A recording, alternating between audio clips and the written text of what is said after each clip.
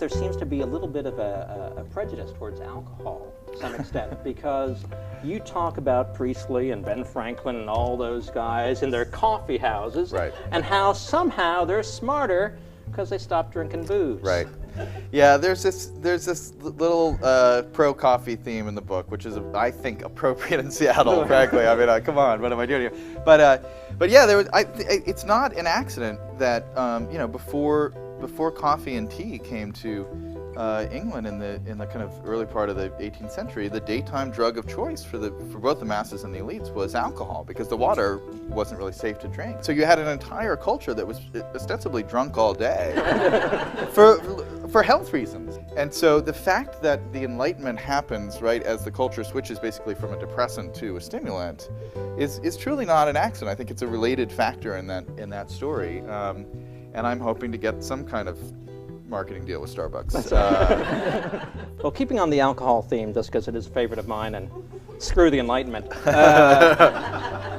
This drink, the Warren Collins, would not be possible to some extent without Joseph Priestley.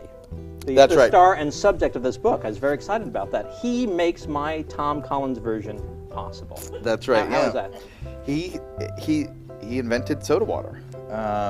And Priestley called it his kind of happiest discovery, and it's a classic Priestley story on a couple of levels. He moved into this kind of temporary residence, and it happened to abut a brewery.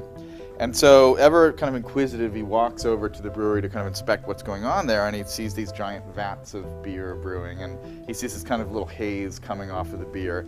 And so he thinks, well, that would be a good place to do science experiments. And so he goes to the proprietors of the brewery, which is just a beautiful image, this kind of wacky next-door neighbor minister coming over saying, could I set up a little lab here? Would you mind having? And so he discovers that if you pour water back and forth over this beer, that it creates this delightful fizzy beverage. Something I enjoy about Joseph Priestley, who is the subject of the Invention of Air, is that despite all the great ideas he had, he did screw up a lot. Right. Because the thing on the soda water on the ship's not a good idea, but he also had some other really classic blunders. The thing he's most famous for is that he was allegedly the first guy to isolate or discover oxygen for the first time. But in fact, he wasn't the first person to do it, and when he did it, he, as you said very eloquently, he kind of effed it up, which is that he was under the sway of this theory about, in a sense, why things burn, which was called the phlogiston theory, and he believed that there was something kind of fundamentally combustible in certain materials that when they burned, they kind of released it into the air.